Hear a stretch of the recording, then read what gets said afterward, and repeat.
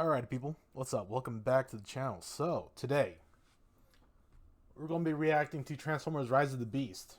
I got done watching this movie like a while ago.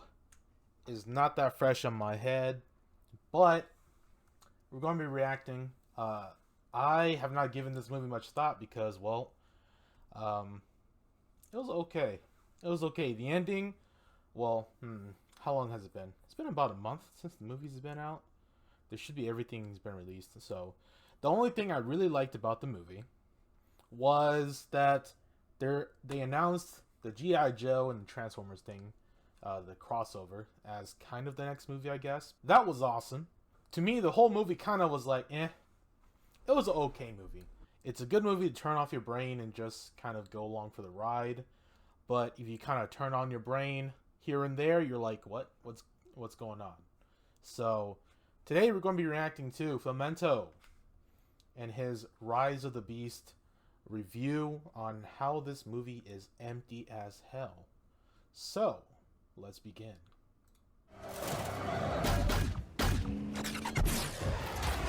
Wait! What? Wait!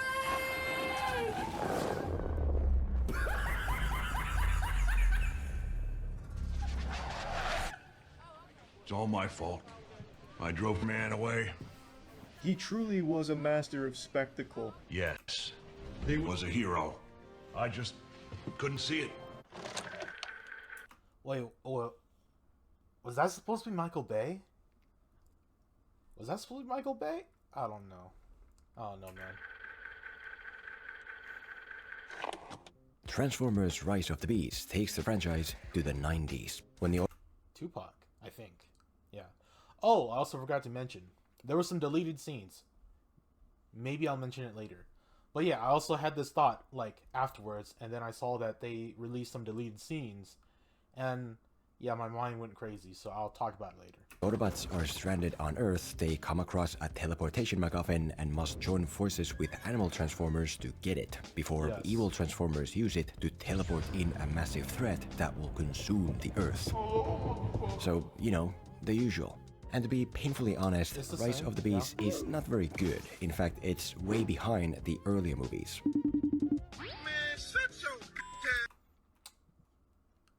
Most likely.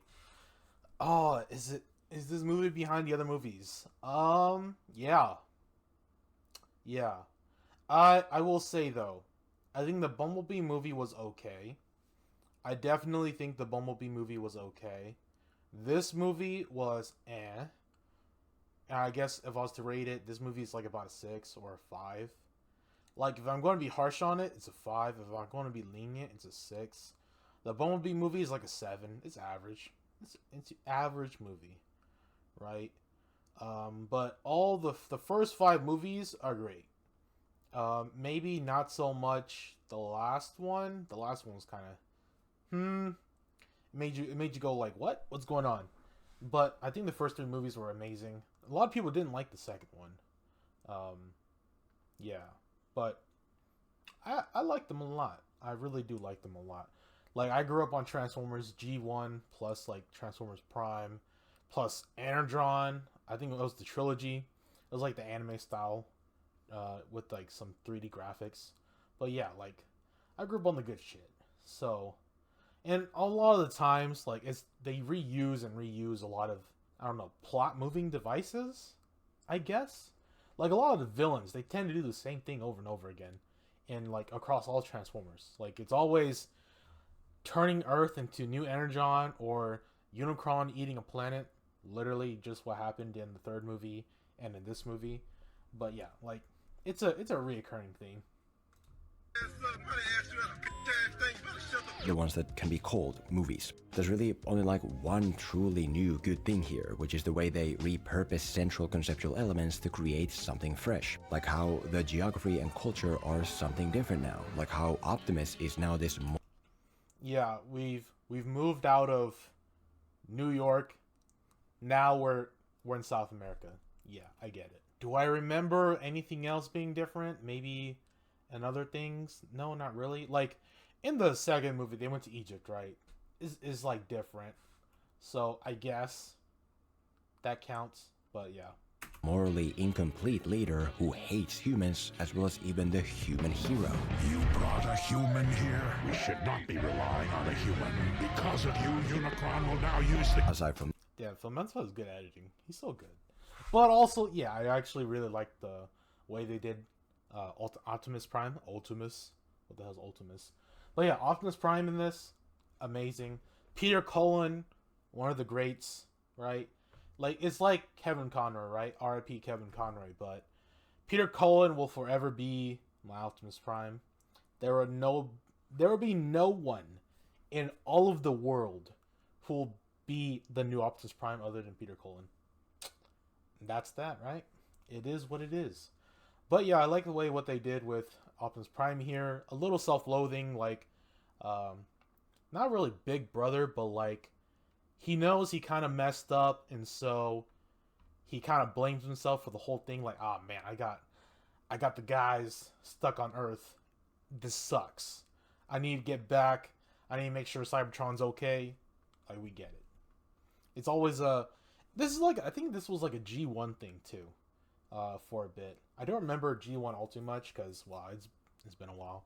Also, I don't think I'll go back and rewatch it because I think I've just been not jaded in a way, but I think I've been spoiled by all the new stuff because I'm an anime guy as well, right? And all the old cartoons just don't really match up anymore, other than maybe the 2003 Ninja Turtles, X-Men the animated series, Batman and Superman the animated series is kind of there, but I think all those shows are like, I think 2000s up or like 98 up, because G1 was like way go. Like, I can't even rewatch the 93 or 97 Ninja Turtles. I can't even rewatch that anymore. that though, it's all mostly the same as before, except less than before. The Reoccurring themes.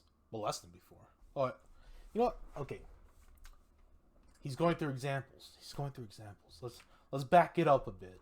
From that though, it's all mostly the same as before, except less Pretty than much before. the same. The CGI is less, the Okay. action is less, the characters are less, the finale is less, even the comedy is less, despite being mostly the same. Little racist, Herman. I mean, they even True. You know, I didn't even notice because I turned off my brain. That joke really did not hit. When I watched it with the people I watched it with, no one laughed. Like, no one laughed at all. But in the first Transformers, I'm pretty sure with all the people I watched, and I think we're almost about the same people, everyone laughed. And also, I think it's just because the actor in the first one, he's a comedian as well, I think. Yeah, he's a comedian. He's an OG comedian. I forgot his name, though.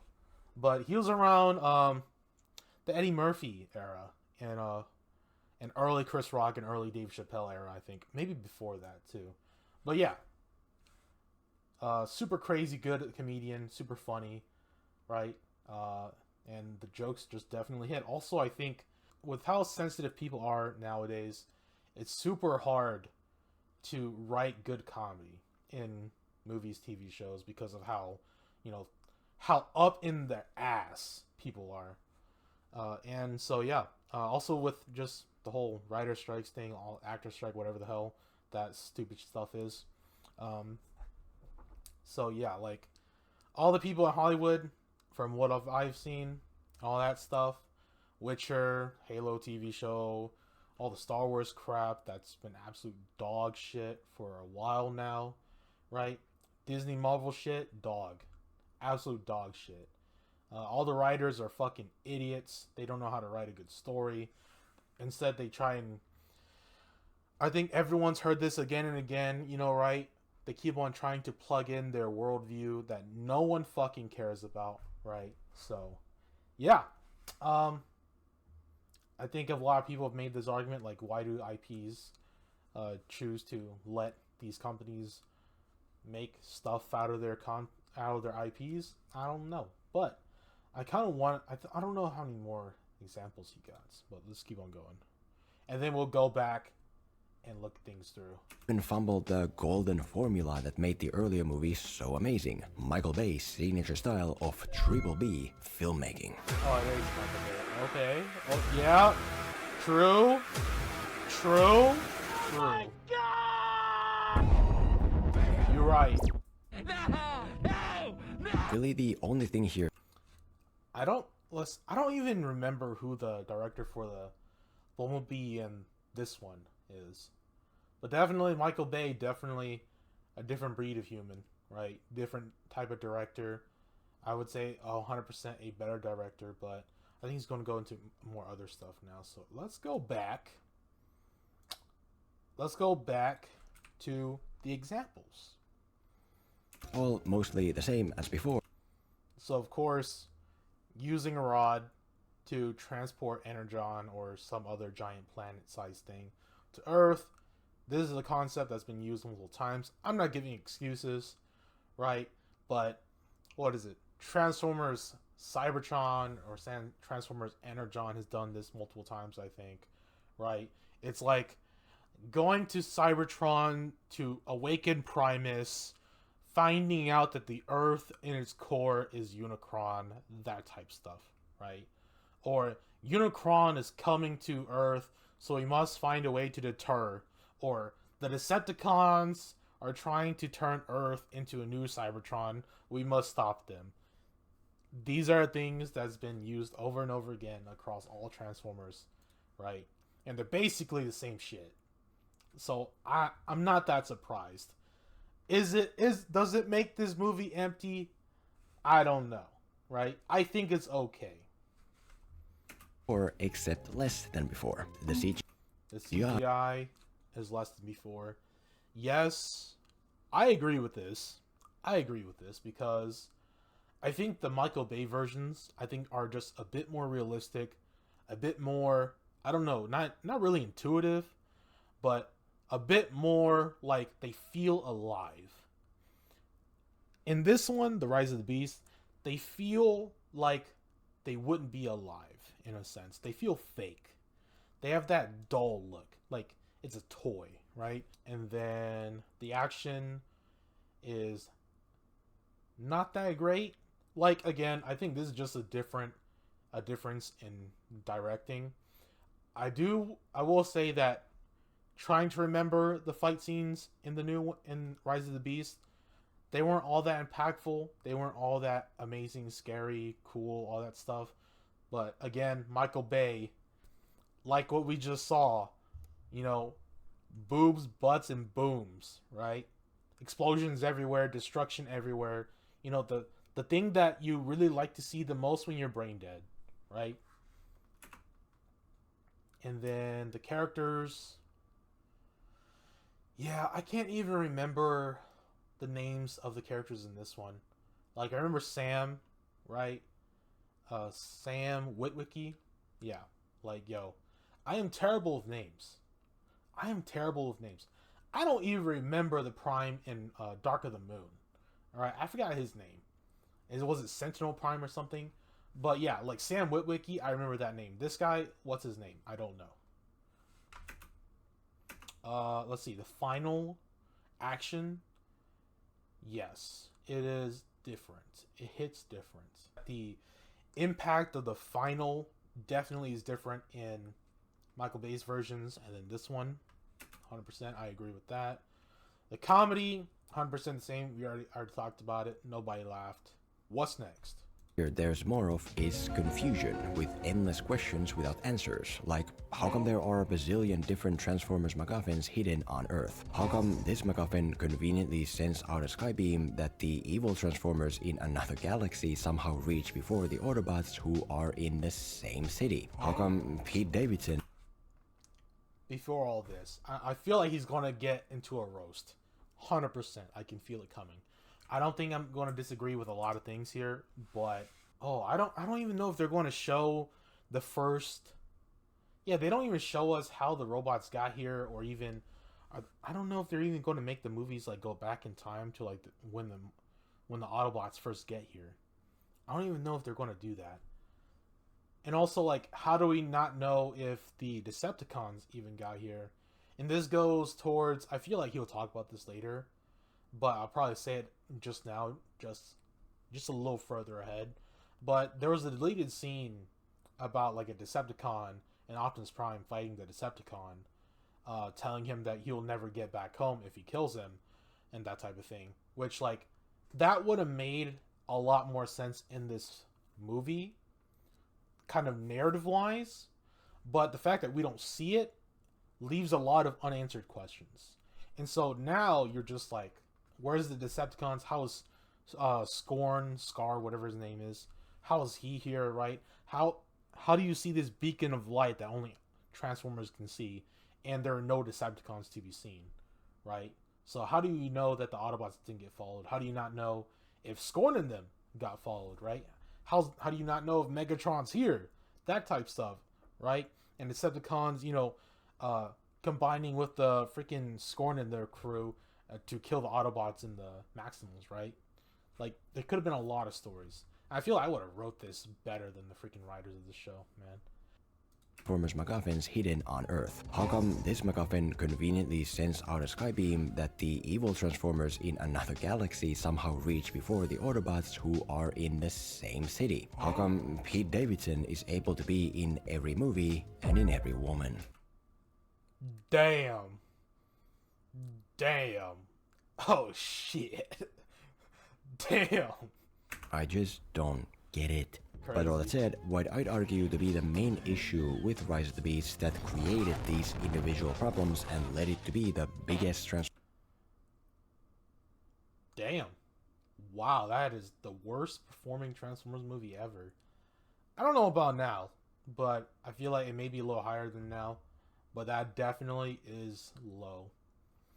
I feel like people are just getting tired of Transformers movies, or Transformers movie that looks generic in a way. But also the 3D CGI TV show that was the Maximals Transformers, it was like Transformers Beast Wars or something like that, did not have the best showing. Probably is the worst Transformers TV show that ever existed. I couldn't even sit through it growing up.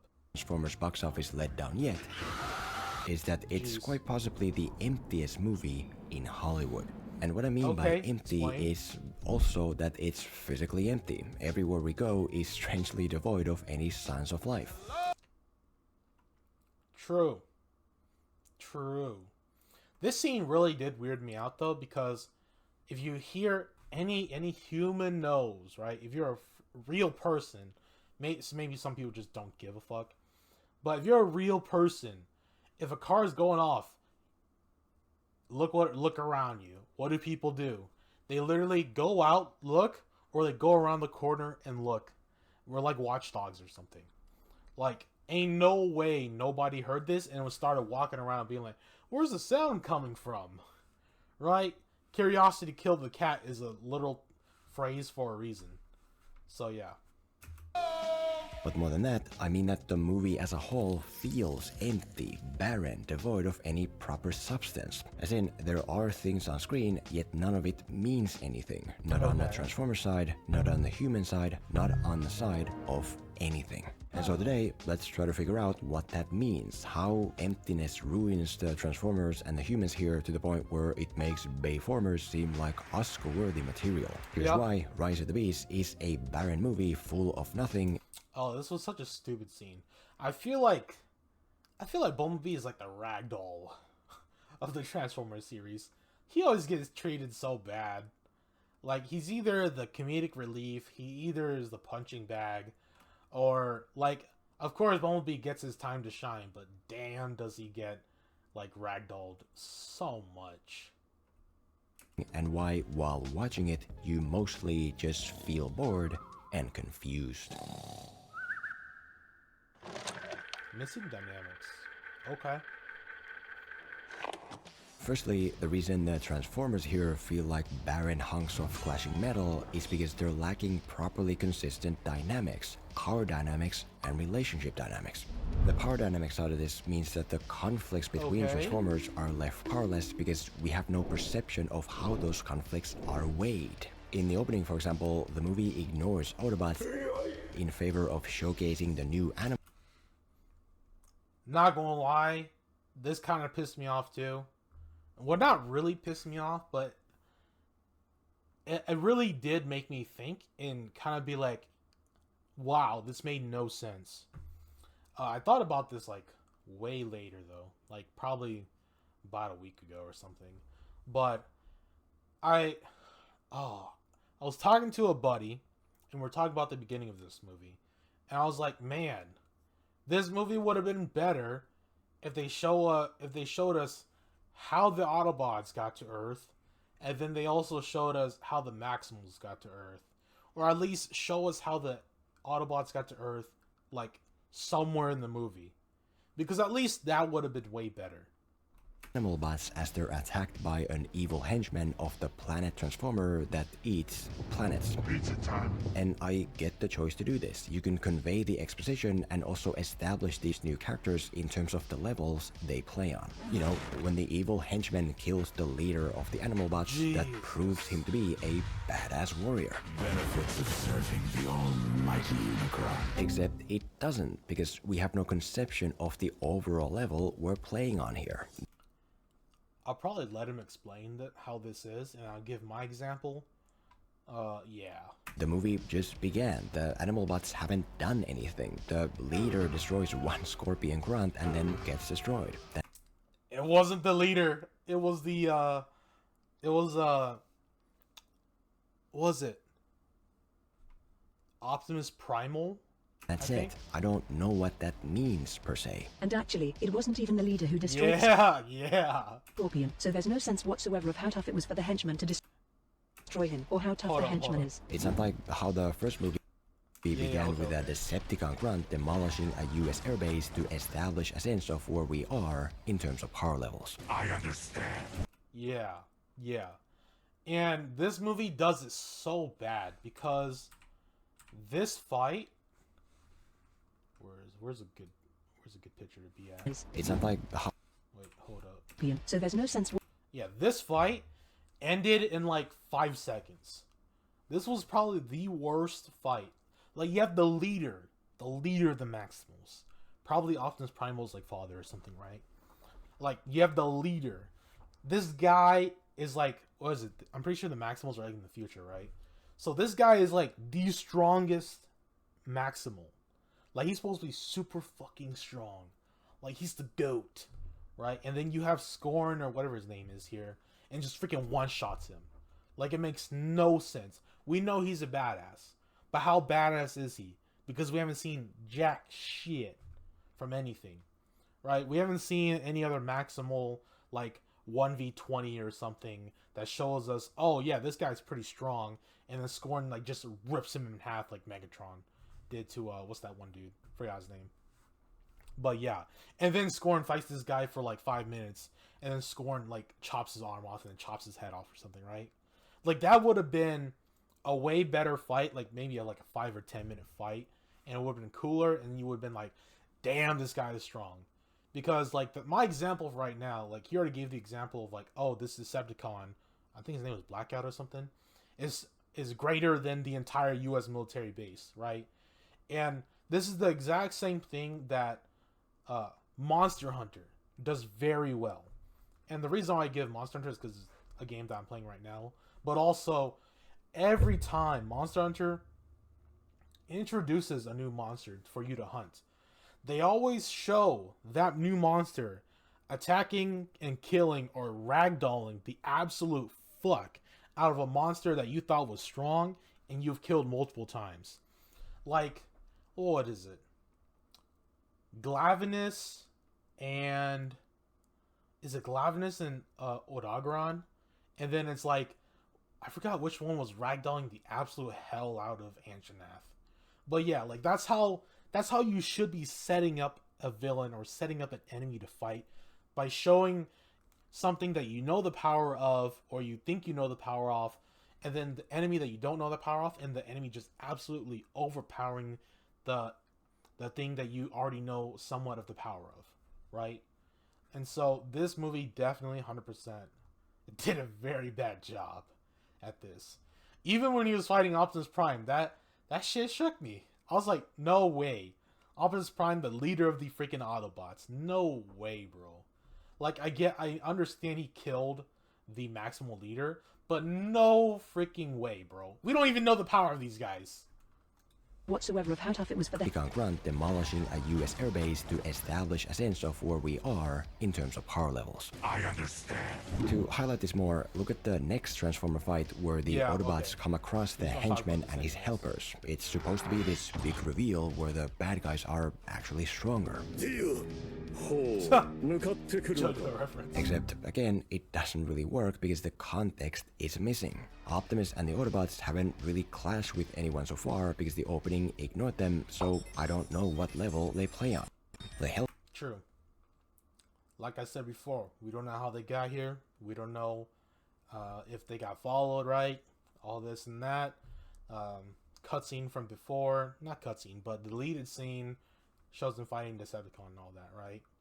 So, a lot of things, like story-wise, narrative-wise, to the story, makes no sense. We just know that the Autobots are here, right? We just, oh, okay, cool, Autobots here. Nice. Helpers weren't in the opening for some reason, so I don't know what level they play on. The henchman was in the opening, but also without proper context, so that's not too helpful here either. Yeah, we just know that Scorn, whatever his name is, beat Maximal Leader, possibly stronger Optimus Prime, right? Possibly stronger than Optimus Prime. But it still makes no sense because who did the Maximal guy beat, right? How do we know? He probably is stronger than a Scorpion, but that's a Grunt. How strong is the Grunt? As a whole, I'm seeing a lot of fighting, but I just don't know what any of it means. One helper swings his weapon at Bumblebee. Is that a big thing? I don't know. Another helper snatches Mirage into the sky. Is that a bad thing? I don't know. When the henchman destroys Bumblebee, is it because the henchman is a badass warrior or because Bumblebee is incompetent? I don't know. I don't have the groundwork to understand. All I'm able to make out is a bunch of blank CGI smashing together. Damn. To hammer. Alright, he does a good job editing this. He does a really good job. Whoever is editing this, Filmento, whatever, if he has an editor or not, damn, they do a good job. But yeah, like, Bumblebee gets the short end of the stick a lot of the times. And this fight definitely did make 100% no sense. And it was like, I think what made the least sense in this entire scene was the girl unlocking the, the half of the transporter key. I was like, wait, how? How'd you do that? Right? It was like, oh, scan this. How? how did you scanning this break that apart? It makes no sense. Hammer this in, look at the moment where the henchman corrupts the Birdbot to attack the Gorillabot and the other human. It's meant to be this big moment because the Gorillabot must fight another top-notch universal fighter. Except, again, it doesn't seem like that, because so far, for some reason, only other Transformers have been built up. This Gorillabot has done nothing so far. This Birdbot has pretty much done nothing so far. True. It's like two unranked contenders going head-to-head. I just don't know what it means. Not like I do in Bayformers, for example, Yes, when sir. Optimus takes on all the Decepticons alone.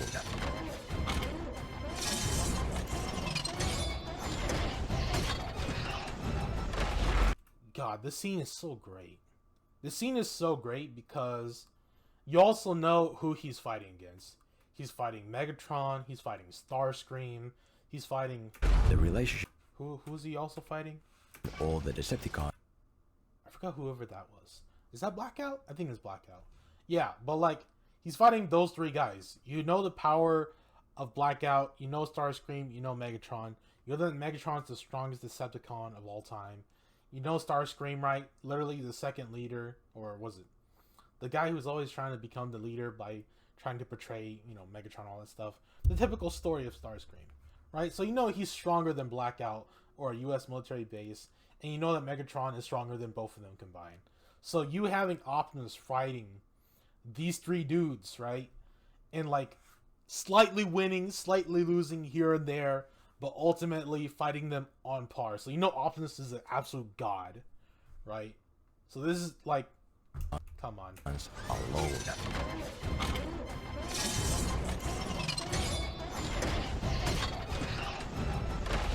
The relationship dynamic side of this is the same, except more about emotion. The gorilla bot's fight with the bird bot is meant to be this heavy moment because he has to take down his friend to save another friend. Except in the audience's eyes, none of them are friends. We've never even seen them Discuss exposition once. Barely even talked. Damn. Okay. You know what? Now that you mention it, he's right. When the gorilla killed the hawk, you really didn't feel anything. You were just like, oh, killed one of his friends. Okay. And it wasn't even that impactful because, like, they didn't even talk all that much. You don't know their relationship. Like, you don't know, like, anything about them at all. Like, you don't know their backstory. You don't know what they've been through together. All that stuff, right? Other than when they first left their planet. So it's like, what? Okay. Big whoop. This freaking hawk robot died. Great. She was corrupted anyways. Off her, right? It's like that one dude that turns into a zombie. Off him. Interact. We have no idea what it means for the gorilla bot to destroy the bird. We have no idea what to feel. Whereas when Optimus throws his broken body at all the Decepticons to save Sam, who he has an actual relationship with, we know exactly what to feel. I'll take you all on! God. Man, I might go back and rewatch all the Transformers movies, other than Bumblebee and this one. But man, this reminds me of how much sound design in like games and movies and TV shows adds to like scenes. Like, man, they did a good job with the music. Optimus Prime, man, or as another example, look at how Optimus's guilt of stranding the Autobots on Earth is driving him to be morally conflicted. Earth was supposed to be a pit stop, you know, a place for us to regroup and rejoin the war back home. Prime feels like it's his fault we've been stranded here, like he has to. He could be powerful, except for, again, the lacking context. What do you mean they're trapped on Earth? How did that happen, and why can't they just leave like everyone else seems to be able? True! I already talked about this before, so we're just going to move on. You need to turn into a helicopter or A rocket. or something. How is them being trapped affecting them? What problems and pains is it causing? I don't know. And that's a problem. If the audience lacks basis for both sides of the dynamics and everything involved with them feels empty. When you have a finale where robots with no proper relationships... Man, they could have showed the Maximals in their robot forms so much longer. Like, we hardly get to see them other than the beginning scene of the final fight and like tidbits here and there of like their normal forms, their robot forms, because the vast majority of the entire show we see them in the freaking animal forms. And it's like, yo, let's see them in their original form. Come on, dude. But also this movie took so much time on being around the humans when, like, I'm pretty sure the majority of people don't care about the humans. We're here for action, we're here for robots, we're here for destruction. Alright? Even like the Michael Bay thing with the like the boobs and butts, like, I really don't care. Like, it's a nice add-on, it's like a cherry on top, but like, who cares? I want to see giant robots. I'm here for Optimus Prime. I'm here for Bumblebee. I'm here for the Autobots, right? I'm here to see Megatron get his ass whooped.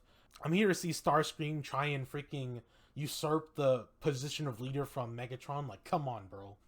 Fight an army of other robots who haven't been established to be able to even harm humans, it means nothing. Yeah, they should have ran through that window. It's literally just hunks of CGI metal colliding on screen. Yeah.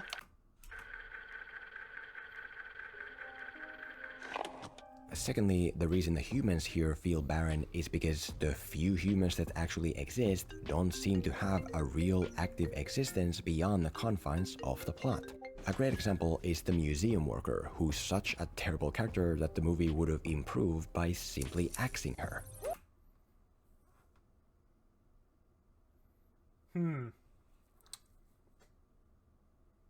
Yep. Yep. I think her role in this movie, if she was out of it, I think this movie still could have happened.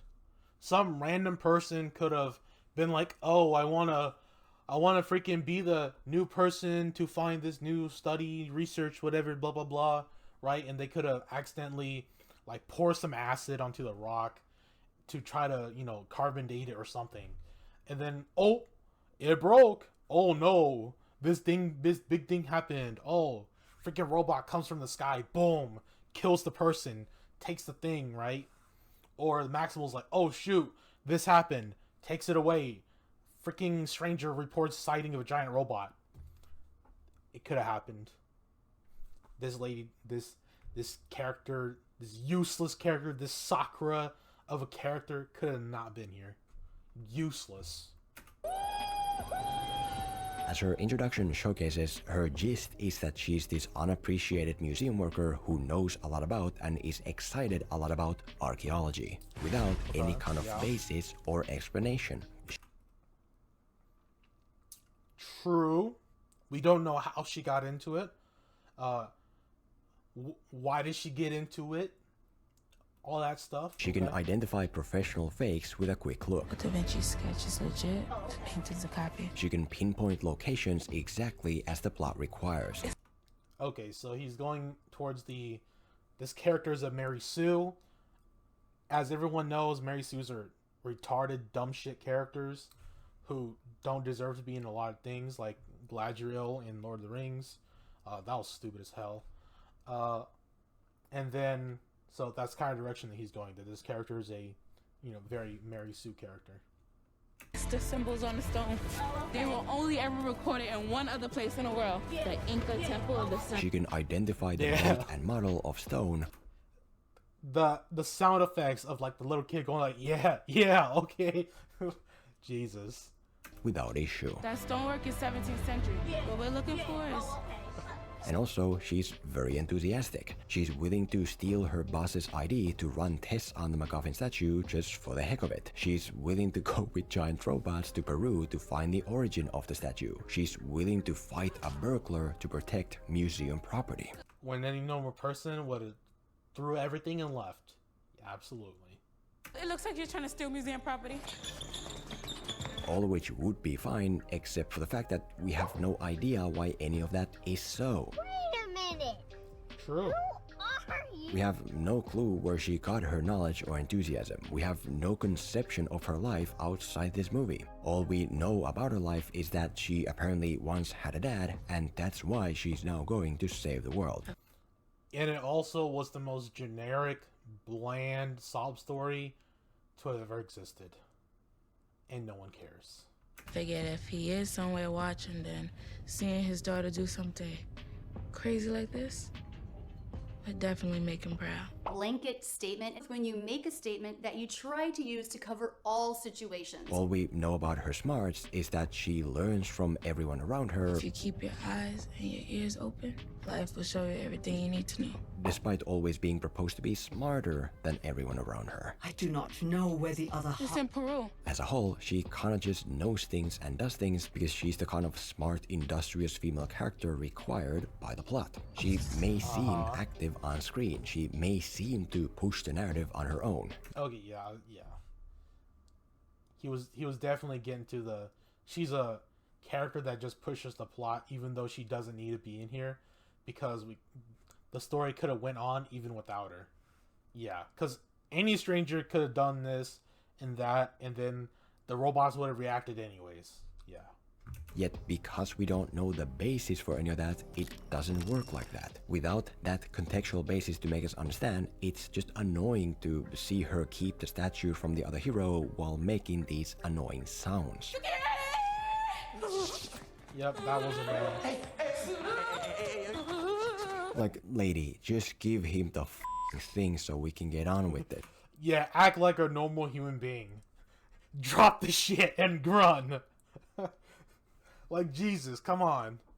So why are you even here? On the other side, we have the main hero, Noel. Come on, man. No names over the airways. Oh, the main hero, Sonic, who is a bit better, but not very good either. He has a bunch of defining gist to give him personality in the plot, but again, without proper basis outside the plot. He's proposed to be a gifted repairman, yet he never repairs anything meaningful, so that's not a real... True. Other than the end of the movie where he fixes Mirage. But then again, that was the end of the movie, and so, who gives a fuck? Right? Like, he should have shown his ability to repair cars way before. Because repairing a VCR is like, you know, almost anybody can do it with a little bit of know-how, a little bit of research on the internet. Come on. Real thing. He's proposed to be an ex-soldier, yet he never offers any insight into his military career, so that's not a real thing. He does not look like a soldier. He's supposed to have trouble being a team player, yet we don't see him try to be in a team or have trouble doing so it's not a real thing. The only real thing about Sonic, the only real person he seems to actually know and interact with is his sick brother who needs money to get hospital treatment, which on default setting is like the most basic writing template to use. The most generic shit, yes. This whole entire movie is generic shit. Yeah. Also, this is something that I just literally remembered right now. One of my buddies, like, noticed and told me. And also, I kind of noticed a little bit too. Maybe I'm just a little hypersensitive nowadays because of how, you know, incredibly, like, racist. I don't really want to use that term because that term gets used too much. But with the whole Hollywood woke all this crap and the whole, you know, changing ginger characters like not Wally West, Jimmy Olsen, Wally West, Tornado. What was that girl's name in Black Adam? Turning all these like originally like white ginger characters into black characters instead of, you know, highlighting and accentuating your already black characters like Black Lightning and all that, right? Like, or creating new characters, right? Instead of using the IPs of other characters. All this stuff, I could just be hypersensitive to all this political bullshit, but 100% I noticed this whole, like, if you watch the movie and you kind of, you know, take a gander at it, the majority of the cops and all the bad people in this movie are all white people. And this is definitely a, I think, thing that's kind of noticeable. I don't know if people notice it, but I do notice it. And, like, there's, like, this one black security cop guy, but, like, he's just there, right? He's just doing his job. But then you see and you notice all the freaking white people, like, they're all bad, and they just are really bad towards the main character. It's like, what? Why are you portraying people like this? Right? It could have been anybody, but why is it all of them? Right? Why does it all just happen to be white people? Like, you're in like New York, right? Or wherever this. I don't even want to call it the Bronx, but wherever the part of New York this is, like, you're going to have a predominantly mixture of people. Like, there's probably going to be some black cops, but why are the vast majority? But why is the vast majority? But why is the vast majority of the cops all white? Like, why isn't there some Asian cops, right? Maybe just like 1% or just one Asian dude, and then you have like a good bit of like black cops or like some Hispanic cops, right? It's New York, for God's sake. It's a melding pot. You have a lot of people from different places that go to New York. And even there, I mean, how's the brother even sick? What does that mean? What are the consequences? I don't know. I guess he can't play video games. Playing that game too much. Give it a rest. You know what I'm saying? So your head can take a break. I'm gonna beat it. Oh, I forgot about this. The little brother's whole entire thing is like, I'm gonna get over this sickness because I need to beat this game. Oh my god. Dude. The most trashiest, like, it's not even that cookie cutter, but it's a very stupid, like motivation, right? Like I get he's a kid, but also it's a very bad motivation. It's such a stupid motivation too. As a whole, much like the museum worker, Sonic just kind of is in the movie without a proper existence of his own to justify being in it. He may seem active at first glance. He's stealing a car to get money to treat his brother, and that's how he gets involved. But it's mostly fairy dust. It doesn't exist. It's more like he steals a random car someone else tells him to steal, and then randomly in that moment, Calling all Autobots. the plot happens to kick in and pull him along. He doesn't earn his place in the movie by being who he is. It's more like, well, the world is ending and I have a brother, so I better join this plot of saving the world to save my brother. There's this whole plot point in this where he's like, I need to destroy the key. And then at the end of it, Optimus destroys the key anyways. He's like, oh my god. I think he was like, I need to destroy this key so that my world doesn't get destroyed because my little brother is here. I was oh okay. Like it's such a stupid thing, but it's like a very selfish thing too. Like you're trying to save the world, I get it, and like sacrifices probably need to happen, but at the same time, like dude, just give him the freaking key. Jesus. My planet. I'm going. Like, if Optimus was going to destroy the key anyways, like, that first interaction did not need to happen. Blanket statement is when you make a statement to use to cover all situations. The point is that for characters to have value in a story, they need to have value outside the story. Who are they and why are they as they are? What's a usual day for them? You don't have to show everything, but you as the writer should know enough to know where to write from. The reason Sam, compared to these two, seems like an Oscar-worthy character is because at least he comes off as a real Megan Fox is hot. person with a real existence of his own. Whereas if that existence isn't there, if characters exist just as is necessitated by the plot, all they are is empty necessitated shells and nobody cares. Yeah, I didn't really care about these characters. Thirdly, the main reason this movie feels empty is because most of the stuff in it is empty.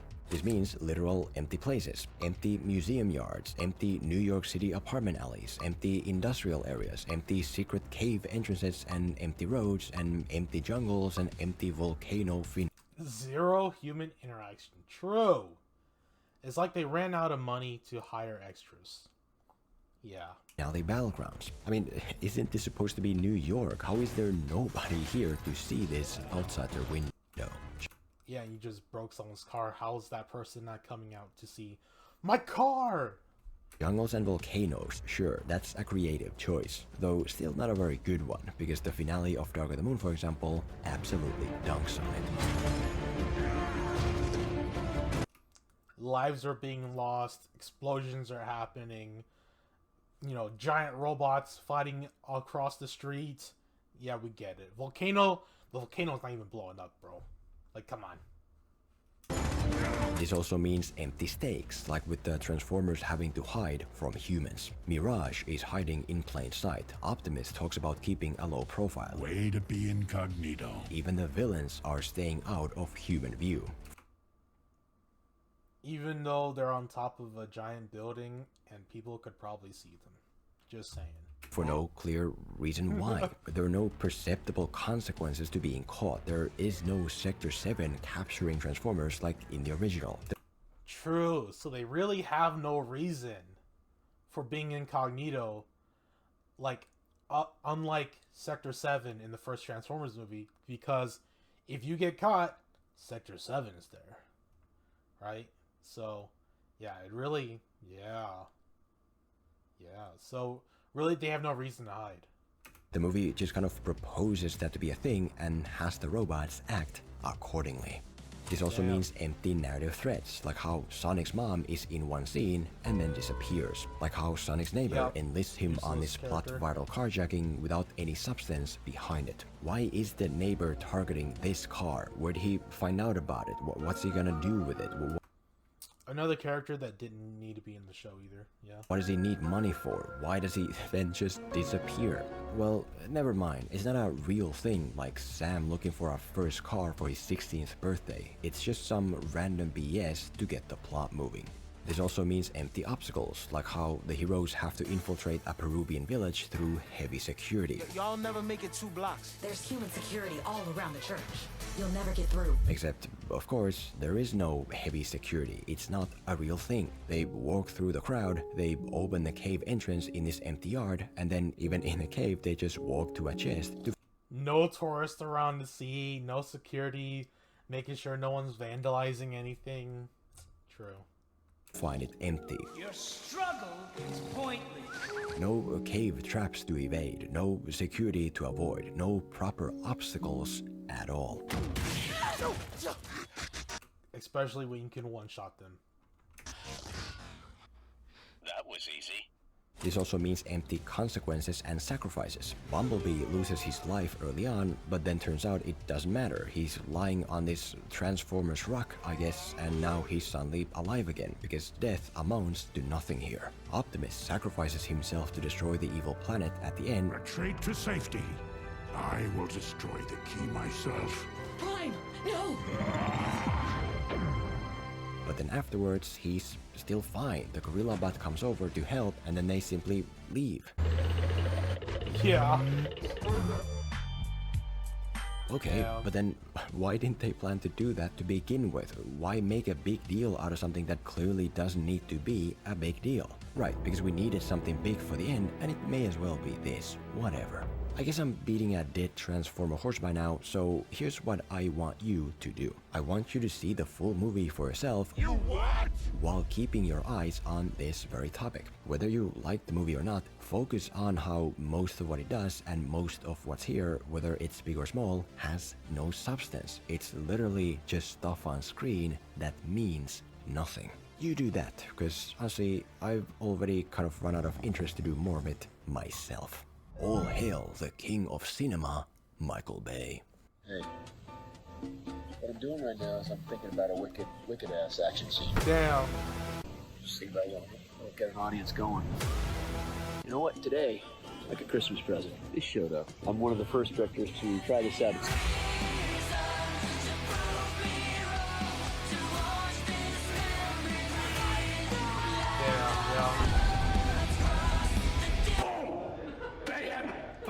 The song choices too.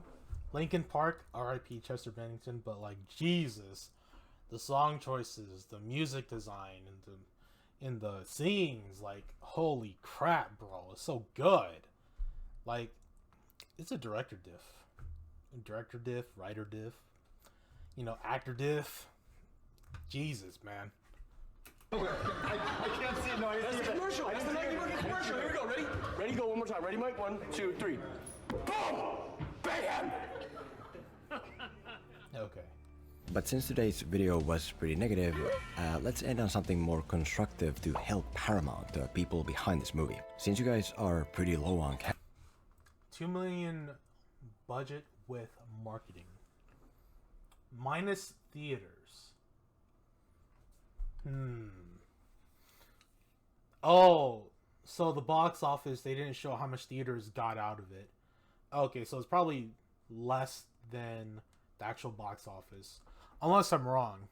I don't know. But yeah, so I think they made money. Plus marketing. Minus theaters. Oh yeah, so they didn't take out the amount of money that theaters make from the official box office. Okay, yeah. Cash right now, I got the perfect thing for you. Today's sponsor, Dave.com. Essentially, Dave is an easy-to-use banking app that's leveling the financial playing field, and it's especially known for its extra cash account, where you can advance yourself up to $500 in 5 minutes or less without credit checks or late fees. Congratulations. Mom! For example, let's say you need to pay your $60 gym membership today, but you don't have that yet because your next paycheck doesn't come until next week. I know we're a little behind on the bill. Well, you can take that $60 from Dave, and then when your next paycheck comes, Dave takes it back to settle it up. Unlike with traditional banks, there is no interest, but rather a membership subscription of $1 per month to have Dave have your back. Thanks. So, whether you're Paramount needing money for your next movie, or the type of person who lives from paycheck to paycheck, Give me rent. I have a paycheck due this week. it can be very useful to have Dave as a backup for when you need it, as long as you can be smart about when and for what to use it. If so, download the Dave app or go to dave.com/filmento to try it out now. Dave.com/filmento, you can get up to $500 in 5 minutes or less, no credit checks or interest or late fees. And for detailed terms and... That sounds useful, but also, if you budget correctly and you spend within your means, I think you'll be okay. Like, if you spend beyond your means, I think you're stupid. Conditions, go to dave.com/legal. Eligibility criteria and instant transfer fees at play. Banking services provided by Evolve. Member stick. Thank you, and have a great day. Cool. Alright, so, I'm probably going to record that Supergirl or the Flash movie too. I don't know if I want to do Guardians of the Galaxy. It's a really good movie. I think they do Rocket really good in this one. Definitely makes you emotionally attached. Like, it's like, oh man, it's like some self-mutilation or like body mutilation horror type crap, right? That was in Guardians of the Galaxy 3. That was crazy stuff. But I'll probably react to the Flash one. But damn, yeah, he Filmento definitely made me think about some stuff. Like, again, like I said, I kind of no-brained this movie. I just turned my brain off and enjoyed the ride, but he brought up a lot of things like, how do we not know, how do we know, how did the Transformers get here? Like, I would say, how do we not know that they weren't followed, right? I know that there's a deleted scene, like I said before, of Optimus fighting a Decepticon and all this and that. So yeah, like a lot of things that felt super empty. Also, this chick that could have just been deleted from the entire movie, and the plot would have still happened. Because she wasn't that integral to the plot in the first place. So yeah, definitely made me think about a lot of things. Definitely. So, if you liked this video, hey yo, drop me a like, drop me a follow, comment down below what you thought about this movie. I think this movie is like a 6. If I'm being super critical, it's like a 5, maybe a 4, like I said. Like extremely critical, like I'd say it's a 4, like, because after watching this, damn, my rating for this show, like, me being nice is like, it's a 6. Me being critical as hell after watching this is like a 4. Like, holy moly, man. Definitely made me think a lot, but drop me a follow, drop me a like, drop a comment what you thought. If this made you change your thoughts on this movie, because definitely did me. So yeah, I'll catch you guys in the next video.